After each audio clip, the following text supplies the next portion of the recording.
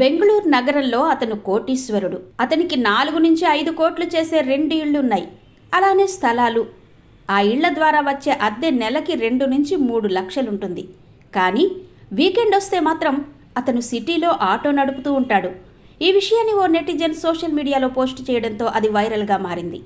బెంగళూరుకు చెందిన ఆకాష్ ఆనందాని అనే వ్యక్తి ఇటీవల నగరంలో ఒక ఆటోలో ప్రయాణించాడు. ఆ ఆటో డ్రైవర్ తన చేతికి యాపిల్ వాచ్, చెవిలో యాపిల్ ఎయిర్ పాడ్స్ పెట్టుకుని ఉండడంతో ఆకాష్ ఆనందాని ఆశ్చర్యపోయి వివరాలు అడగ్గా ఆటో డ్రైవర్ ఆస్తిపాస్తుల గురించి తెలిసింది.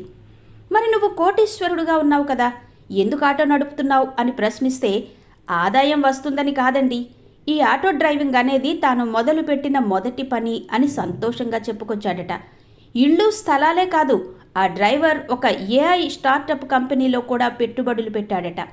అయినప్పటికీ వీకెండ్స్ వస్తే చాలు ఆటో తీసుకుని రోడ్డుపైకి వెళ్ళిపోతాడట. మూలాలు మర్చిపోని వ్యక్తులే జీవితంలో పైకి వస్తారు అనే దానికి ఇది చక్కటి ఉదాహరణ.